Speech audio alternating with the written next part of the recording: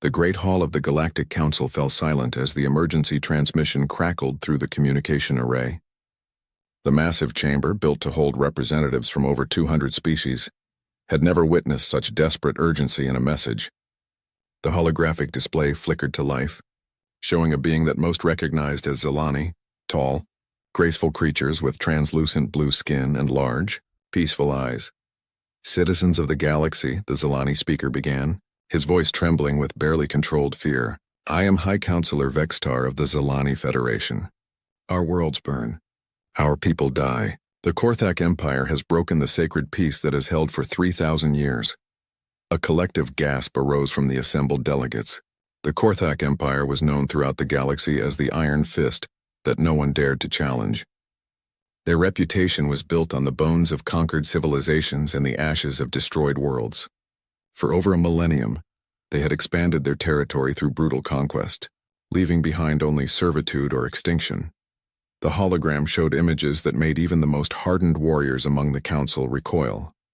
Zilani cities reduced to smoldering ruins, orbital platforms torn apart by massive weapons, refugee ships fleeing through space, many never reaching safety. The Korthak warships moved through Zilani space like predators among helpless prey.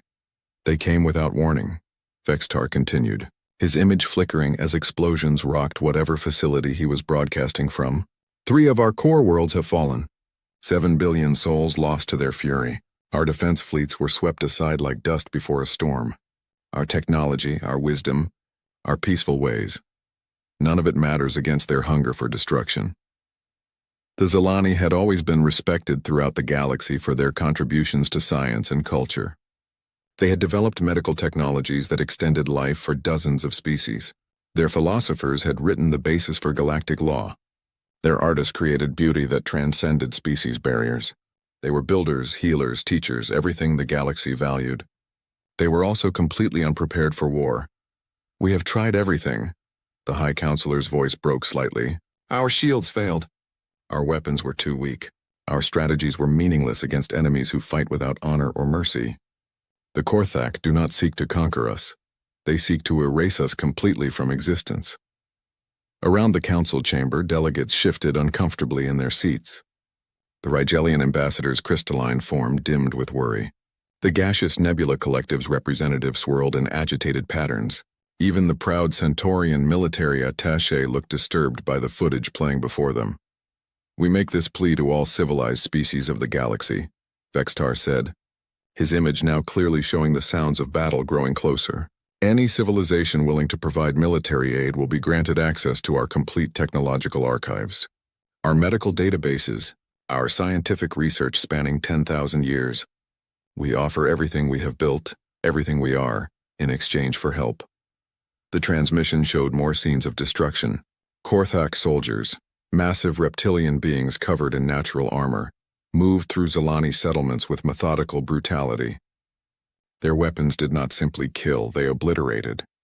Their ships did not merely destroy buildings, they turned entire cities to glass. This was not conquest. This was genocide carried out with industrial efficiency. "We estimate 6 days before our remaining defenses collapse," Vextar said, as explosions grew louder in the background. "After that, 40 billion Zilani will join their brothers and sisters in death. We do not ask for your sacrifice. We do not demand your blood. We simply beg that someone, anyone, remember that we once existed and tried to make the galaxy a better place." The transmission cut to scenes from the front lines. Korthak dreadnoughts, each the size of a small moon, pounded Zilani defensive stations with weapons that could crack planets. The Zilani ships, elegant and graceful, died like butterflies in a hurricane. Their crews fought bravely, but bravery meant nothing against such overwhelming force. If any species can hear this message and possesses both the strength and the will to stand against darkness, we offer not just our gratitude but our eternal service. The Zilani Federation pledges itself completely to any who would help us survive this nightmare. The final images showed Korthak ground forces advancing across a Zilani world. Where they passed, nothing remained alive. Buildings were systematically demolished. Parks and gardens were burned. Even the artwork on walls was destroyed with careful precision. The Korthak were not just conquering, they were erasing all evidence that the Zilani had ever existed. The transmission ended with High Counselor Vextar looking directly into the camera. Behind him, the sounds of his world dying grew ever louder. We are a peaceful people who never learned to hate, never learned to kill, never learned to destroy. Perhaps that was our greatest weakness. But we learned to love, to build, to heal. If that is not enough to earn aid from our fellow beings, then we will die knowing we remained true to what we believed made life worth living. The hologram faded to black, leaving the council chamber in stunned silence. For long moments, no one spoke. The weight of what they had witnessed pressed down on the assembly like a physical force. Finally, the council speaker, an ancient ethereal whose species had guided galactic law for millennia, called for responses. The silence stretched on. One by one, ambassadors began to stand and offer their regrets. The Rigelian Confederation expressed sympathy, but explained their military was purely defensive. The Centaurian Republic acknowledged the tragedy, but noted their fleet was committed to border security. The Vegan Alliance offered humanitarian aid for refugees but could not risk war with the Korthak Empire. Each excuse was reasonable. Each explanation was logical. Each response was the political equivalent of a death sentence for the Zilani Federation. The Korthak Empire had spent centuries building their reputation as an unstoppable force. No species had ever successfully resisted them for longer than a few months. Their military doctrine was simple and effective. Make the cost of resistance so high that submission became preferable to annihilation. It had worked against every civilization they had encountered. Hours passed as delegate after delegate declined to help. Some offered token supplies or safe passage for refugees. Others simply expressed formal condolences for what they saw as an inevitable outcome. None offered military assistance. The council session was about to adjourn when a new signal appeared on the communication array. The signature was unfamiliar, coming from a system that was not part of any known civilization. The signal was crude, transmitted on basic frequencies using simple encoding that any species could decode. Galactic Council. The message began in heavily accented Standard Galactic. This is Ambassador Chen Wei of the United Nations of Earth. We have received the Zilani distress call. Humanity formally volunteers to provide military assistance to the Zilani Federation. We request immediate coordination of our response with your organization. The chamber erupted in confused murmurs. Earth was not in any galactic database. Humanity was unknown to civilized space. The very idea that some primitive species from an uncharted system would volunteer for a mission that advanced civilizations. Refuse seemed absurd. The council speaker called for order and transmitted a response asking for clarification. The reply came quickly.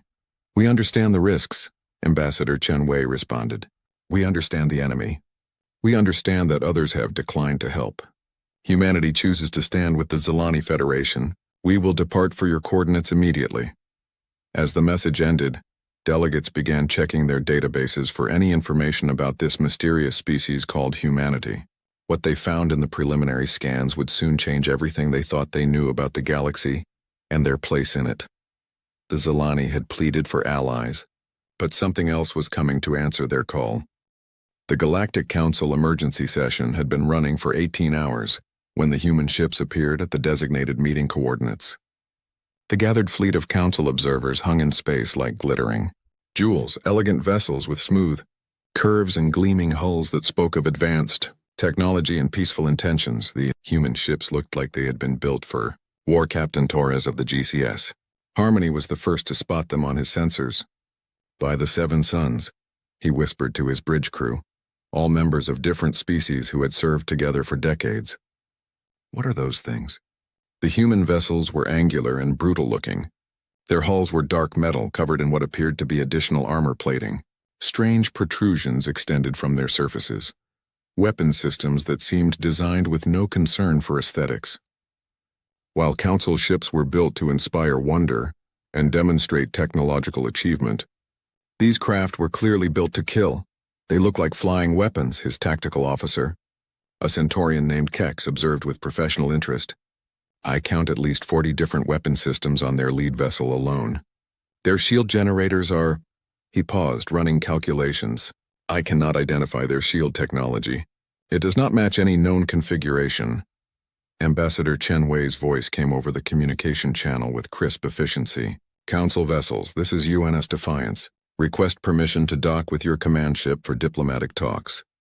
The council speaker, aboard the massive diplomatic vessel Unity of Worlds, granted permission after a brief consultation with his advisors.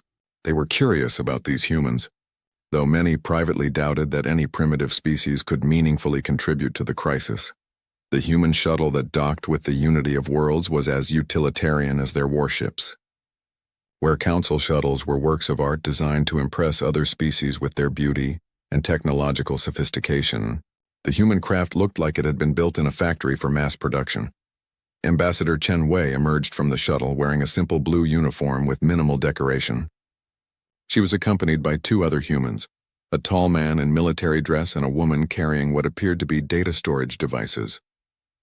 The assembled council representatives, numbering over 50 individuals from various species, waited in the great reception hall. The first thing that struck the council delegates was how the humans moved. Other species walked with the careful grace of beings who had evolved on worlds where survival was mostly assured.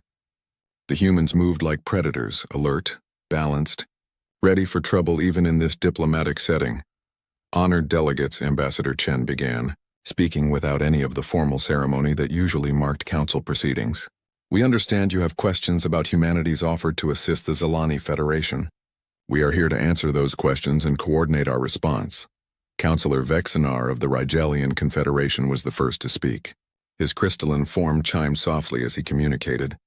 With respect, Ambassador Chen, our records show no previous contact with your species.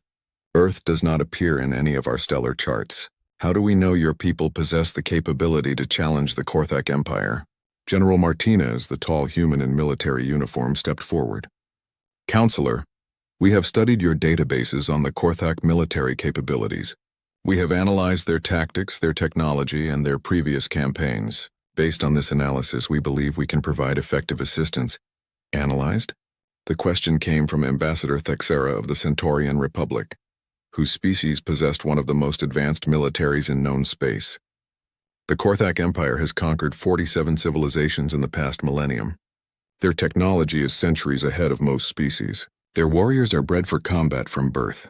What could a previously unknown species possibly offer that we cannot? General Martinez exchanged a look with Ambassador Chen before responding. Perhaps it would be better if we showed you. The human delegation activated a holographic projector. The display that appeared showed Earth, a blue and green world that immediately caught the attention of every xenobiologist in the room. Several delegates gasped audibly. Your home world is a Class 12 death world, Dr. Kelnara of the Ethereal Council said in amazement.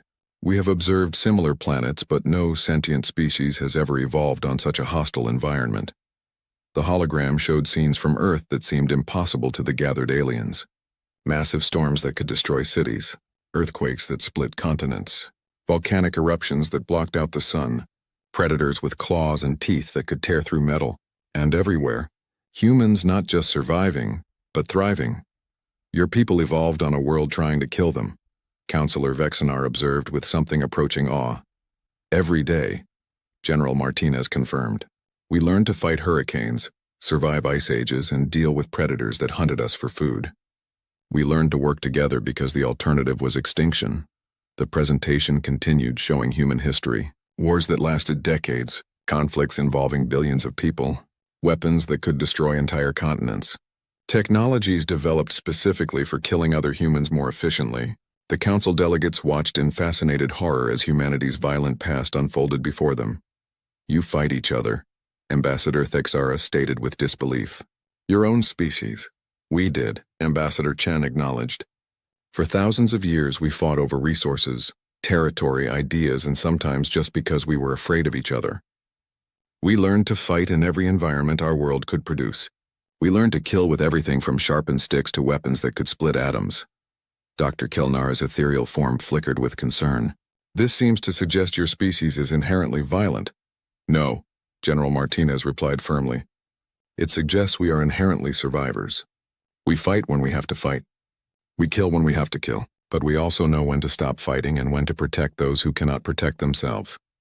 The presentation shifted to show humanity's space program, where other species had developed space travel as a natural extension of their technological growth.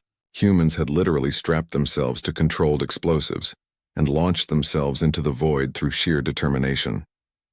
"Your space technology is primitive," observed Captain Torres, studying the human ships visible through the observation ports.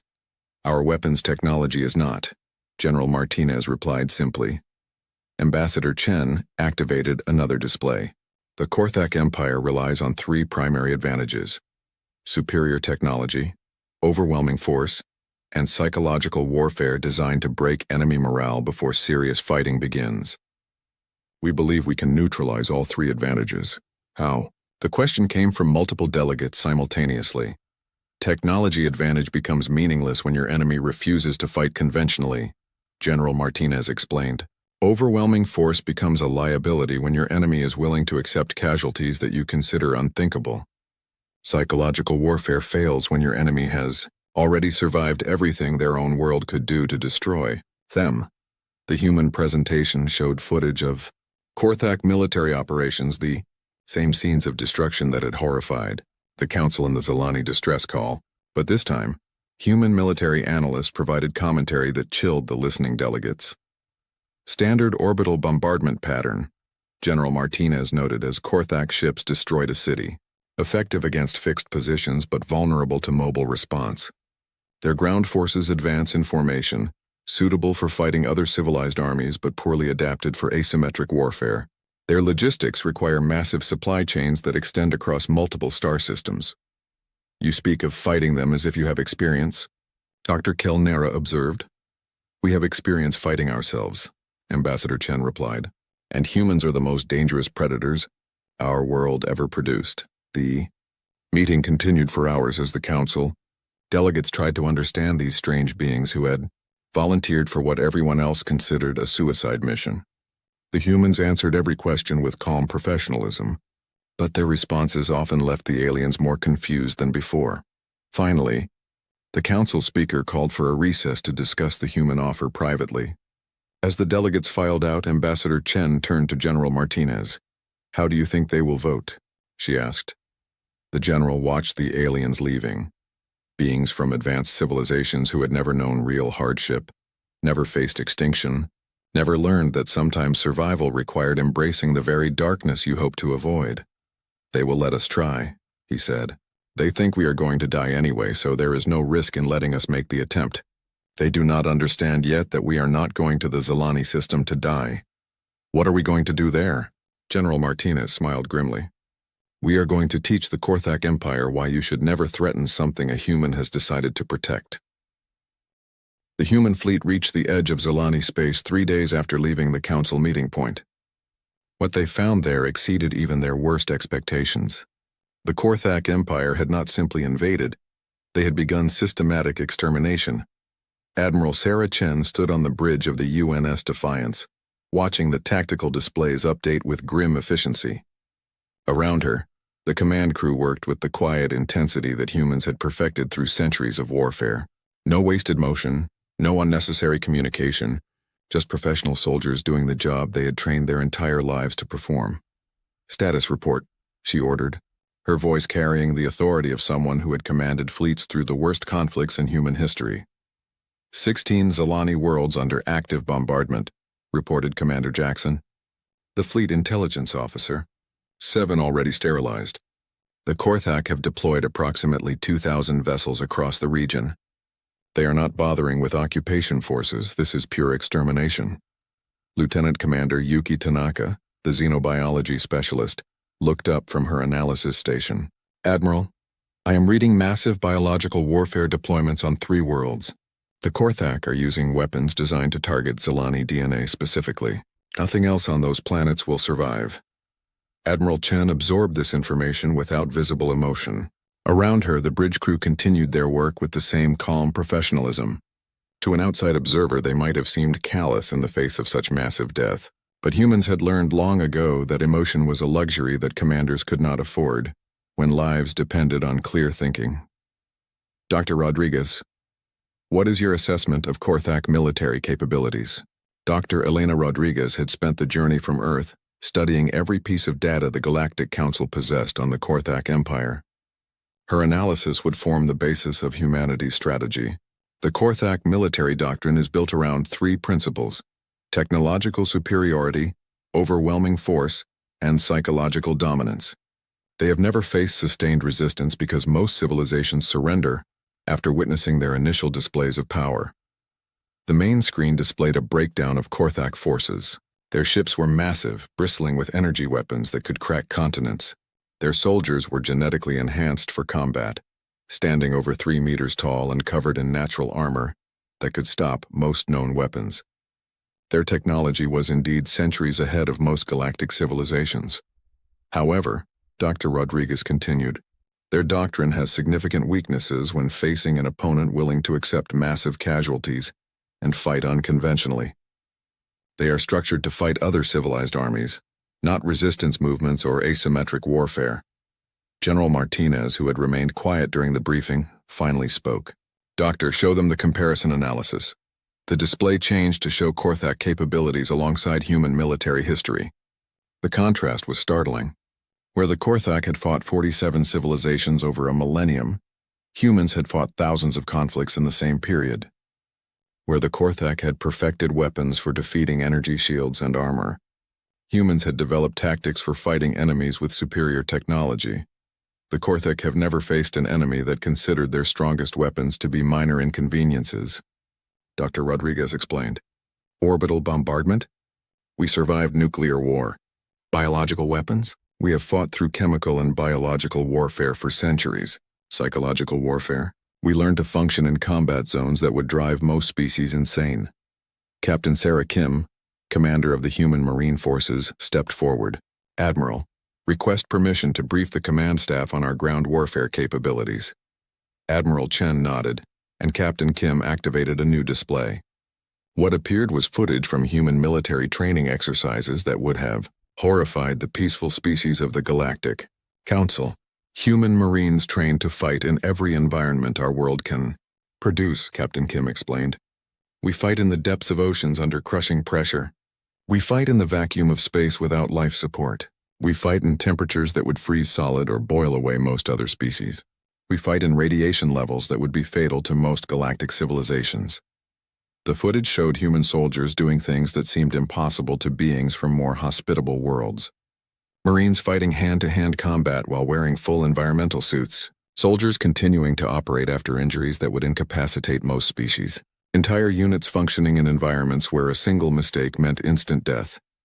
The Korthak enhanced their soldiers genetically for combat, Captain Kim continued, but they enhanced them for fighting other Korthak or similar species. They have never faced an enemy that evolved specifically to survive in environments trying to kill them every day. Admiral Chen studied the tactical displays showing current Korthak positions.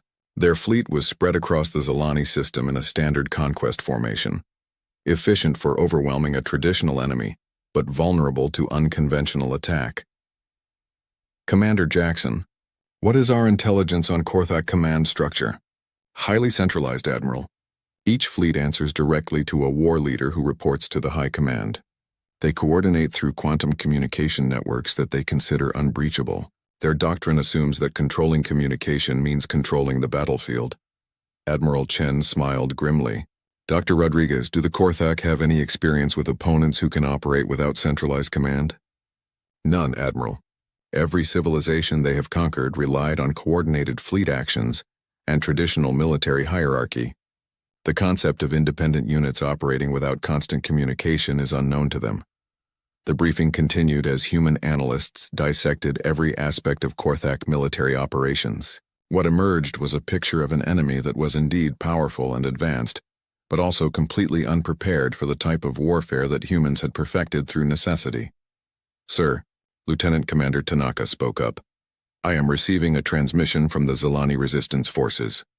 The main screen activated to show High Counselor Vextar, the same Zilani leader who had made the original plea for help. He looked haggard and desperate, broadcasting from what appeared to be an underground bunker. Behind him, the sounds of battle were constant. Human fleet, we detect your arrival at the edge of our system, Vextar said, his voice carrying a mixture of hope and disbelief. We had not expected anyone to actually come. The Korthak forces are overwhelming. We have perhaps 2 days before our last defensive positions fall. Admiral Chen stepped forward. High Counselor, this is Admiral Sarah Chen of the Human Fleet. We are here to provide military assistance as promised. What is your current tactical situation? Vextar's expression showed confusion. Admiral, with respect, the Korthak Empire has deployed over 2,000 warships to our system. They possess weapons that can destroy planets. Their soldiers are genetically engineered for combat. How can your fleet of, I count approximately 200 ships, hope to succeed where our defenses have failed? High Counselor, Admiral Chen replied calmly. Your people defended your worlds the way civilized beings should defend them. You fought honorably, following the rules of warfare that govern conflicts between rational species. You tried to minimize casualties and preserve what you had built. She paused, looking directly into the camera with the expression of someone who had seen humanity's worst and best. We are not going to fight honorably. We are not going to follow civilized rules of warfare. We are not going to try to preserve anything except your people's lives.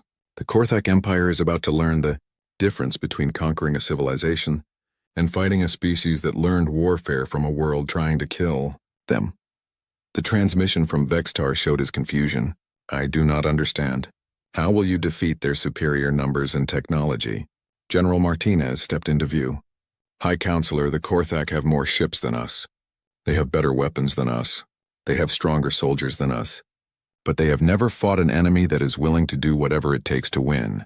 They have never faced opponents who consider their own lives less important than completing the mission. Admiral Chen turned to her command staff. All ships prepare for combat operations. Rules of engagement are simple. Anything that threatens Zilani civilians is a target. We are not here to defeat the Korthak Empire. We are here to make them understand that some things are too dangerous to threaten. As the human fleet moved deeper into Zilani space, their sensors detected the massive Korthak armada spread across the system. The enemy outnumbered them 10-1. The enemy possessed superior technology. The enemy had never lost a military campaign, but the enemy had never fought humans. In the cargo bays of the human ships, Marines checked their equipment one final time. Weapons designed for killing other humans in the most hostile environments imaginable. Armor built to function in the vacuum of space or the crushing depths of Earth's oceans. Soldiers trained from childhood to function in situations where survival was measured in minutes, and victory required accepting casualties that other species would consider unthinkable. The Korthak Empire was about to discover that there was something in the galaxy more dangerous than their advanced technology and genetically enhanced warriors. They were about to meet the first Korthak war leader to encounter human forces was Thakmor the Destroyer, veteran of 37 conquest campaigns. His flagship, the Endless Hunger, was a massive dreadnought that had personally obliterated the capital worlds of 12 different civilizations. When his sensors detected the approaching human fleet, he felt only contempt for the primitive vessels daring to challenge Korthak's supremacy. Analyze their technology, Thakmor ordered his bridge crew, confident that this would be another quick demonstration of Korthak's superiority. War leader, their ships appear to use crude chemical propulsion and kinetic weapons, reported his tactical officer. Their hulls are simple metal alloys. No energy shields detected. Their largest vessel is 1/5 the size of our smallest destroyer. Thakmor's lipless mouth curved in what passed for a smile among his species. Signal all units.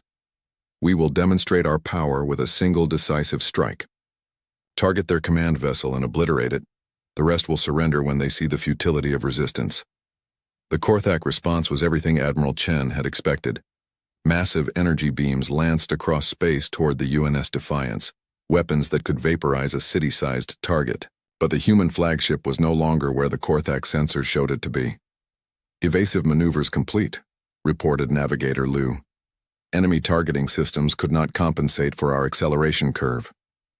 The Korthak had built their weapons to fight enemies who moved predictably, limited by the same gravitational forces that affected their own massive ships. They had never encountered vessels designed by a species that strapped themselves to explosive devices just to escape their home planet's gravity well. Admiral Chen watched the tactical display as her fleet scattered into attack formations that would have been impossible for ships carrying species evolved on gentler worlds. All units initiate Operation Deathworld. Show them what happens when predators get angry. The human response began with the UNS Terror, a heavy cruiser commanded by Captain Maria Santos. Instead of engaging the Korthak fleet at long range as expected, the Terror accelerated directly toward the enemy formation at speeds that should have killed everyone aboard. "Kinetic bombardment, full spread," Captain Santos ordered as her ship screamed through the Korthak formation. Where Korthak ships fired energy beams that announced their presence, the Terror fired chunks of metal accelerated to significant fractions of light speed.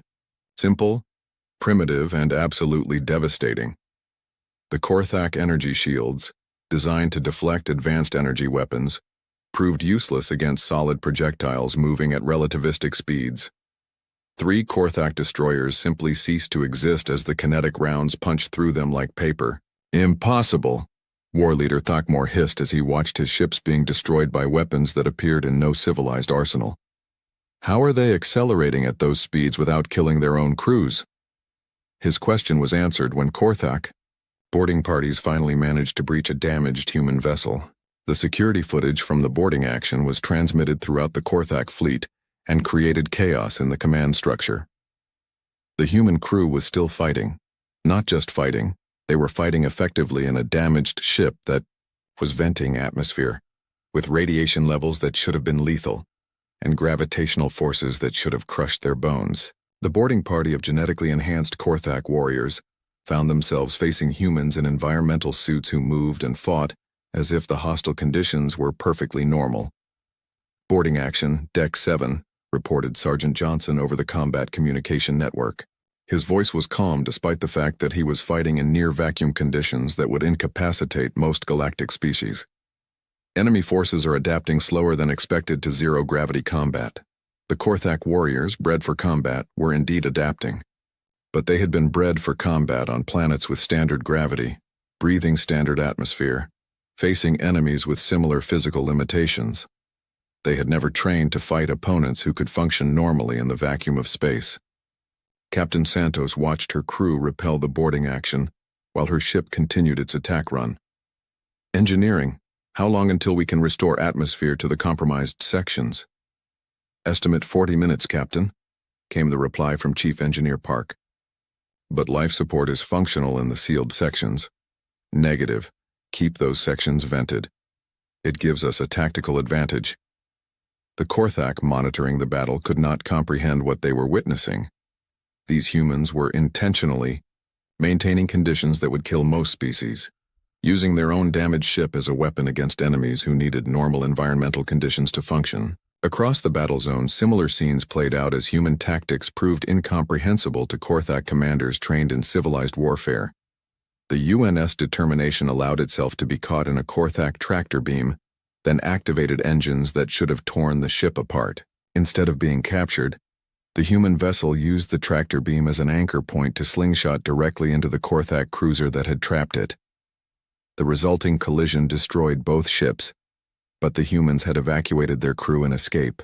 Pods designed to function in environments that would kill most life forms. The Korthak crew, expecting their superior technology to protect them, died when their own ship's hull was breached by an enemy willing to sacrifice their vessel for tactical advantage. "War Leader," the Korthak communication officer reported, with poorly concealed panic, "we are receiving distress calls from the planetary assault forces." The main display showed the surface of Zelani Prime, where Korthak ground forces had been conducting systematic extermination operations. They had been winning effortlessly against Zelani resistance until human dropships began landing in the middle of their formations. The dropships themselves were weapons of terror.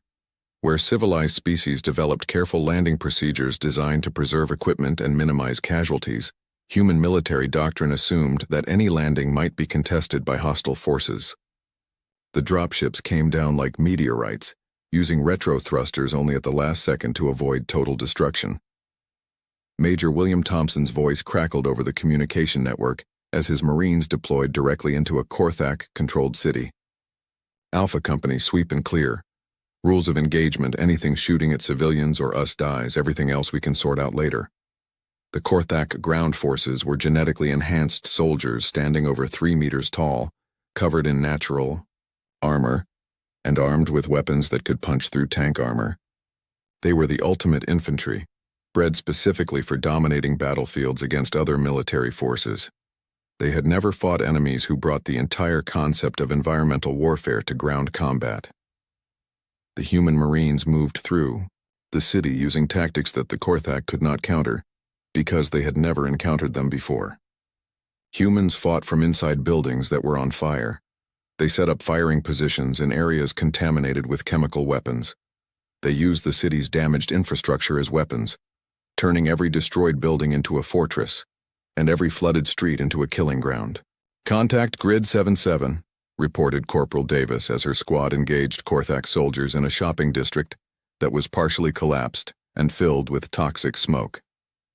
"Enemy forces are withdrawing from contaminated areas. Pursue and engage," Major Thompson ordered. "Use the contamination as cover." The Korthak soldiers were retreating not from human firepower, but from environmental conditions that humans considered merely inconvenient. Smoke that burned Korthak respiratory systems was filtered out by human breathing apparatus.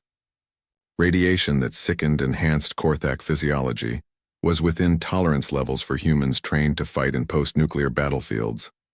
Most disturbing to the Korthak command was that the humans seemed to thrive in conditions of chaos and destruction. Where other species fought to preserve civilization and minimize damage, humans appeared to view destruction as a tactical tool to be employed without hesitation. The turning point came when human special forces units began boarding Korthak command vessels. The infiltration tactics used were beyond anything in Korthak military experience.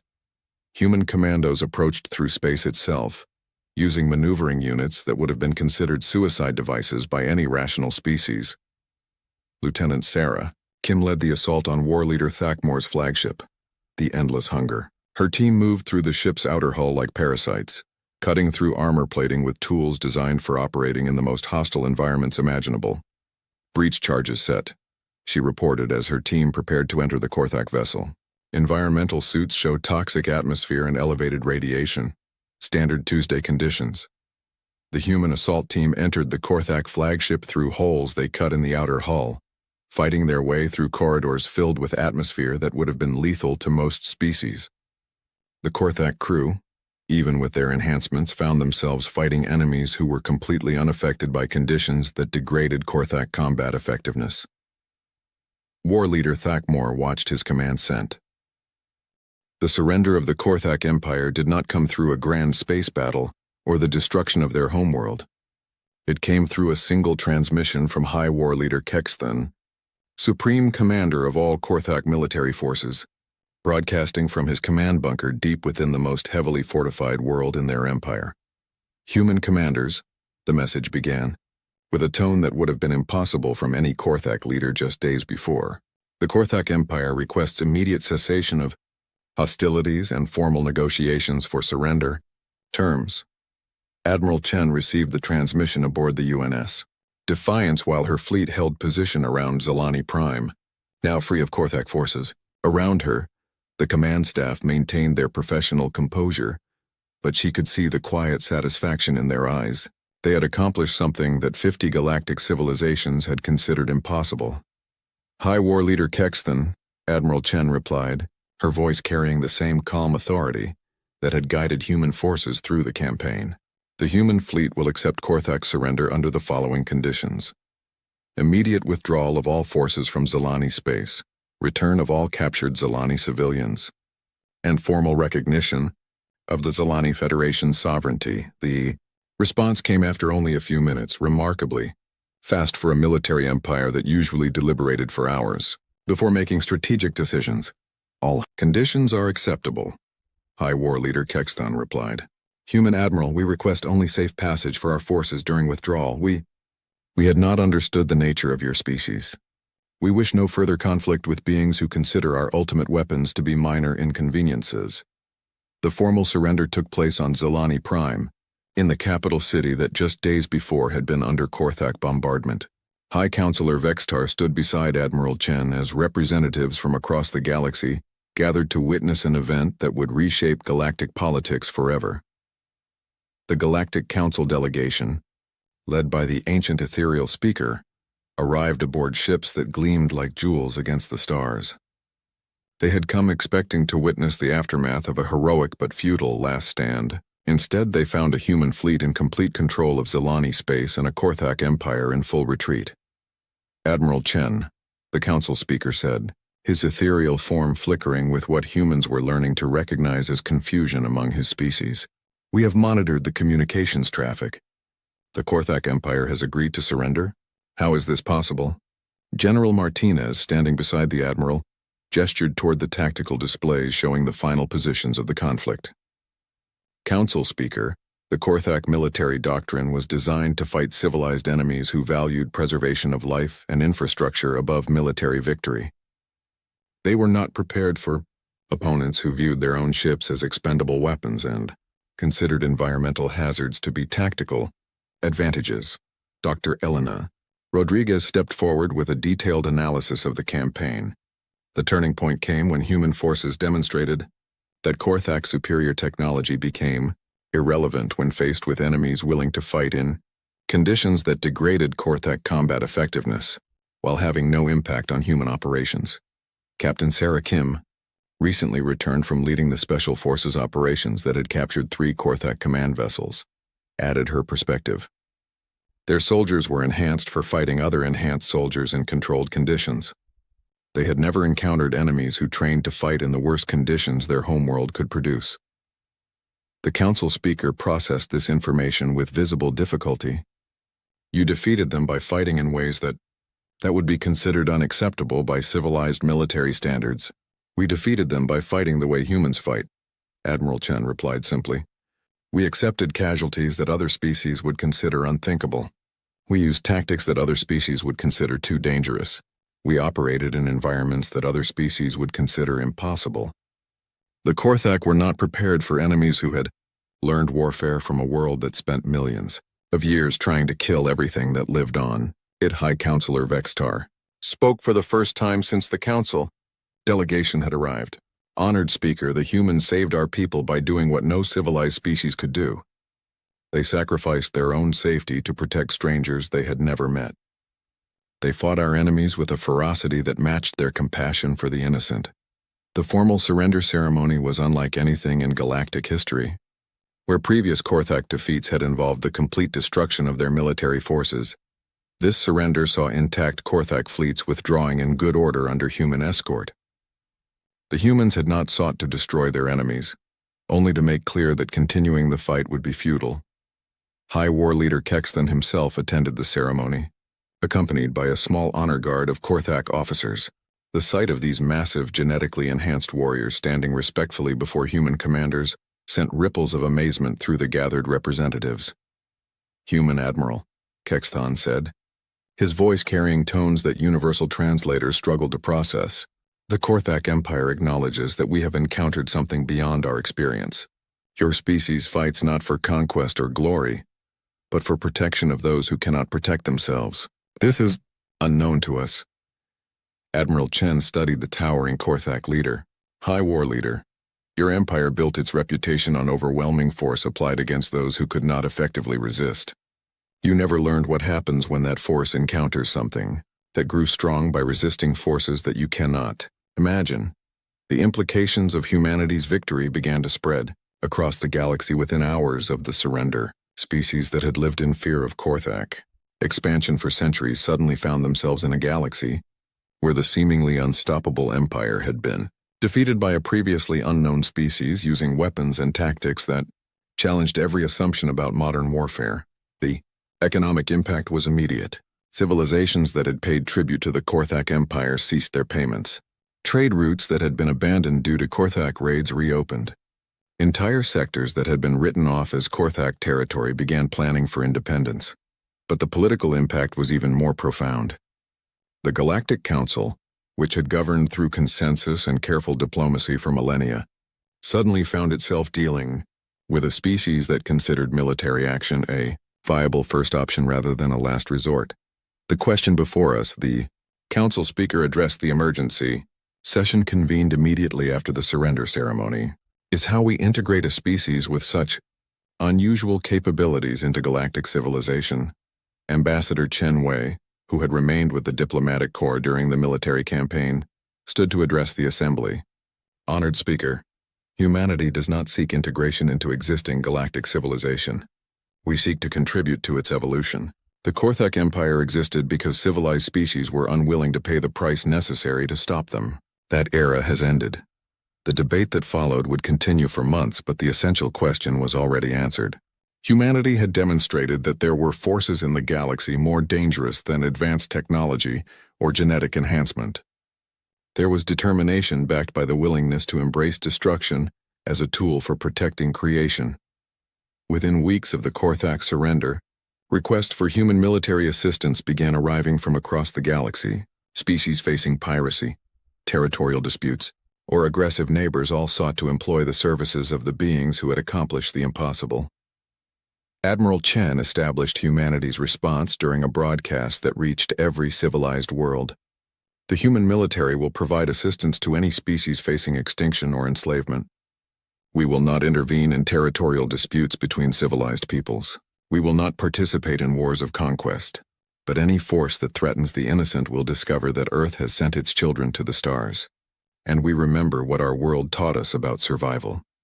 The Zelani Federation became humanity's first formal ally, offering their advanced technology in exchange for continued protection. But more importantly, they became the first species to understand what humans represented in the galactic order. They are gardeners with the hearts of warriors. High Counselor Vextar explained to the Council. They will let civilizations grow and flourish in peace, but they will destroy anything that threatens to poison the garden they have chosen to protect. The Korthak Empire, reduced to a fraction of its former territory, spent the following years learning to coexist with neighbors who no longer feared them.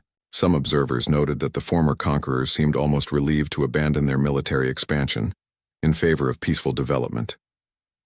But across the galaxy, in the deepest corners where predators had hidden from Korthak attention, word spread about the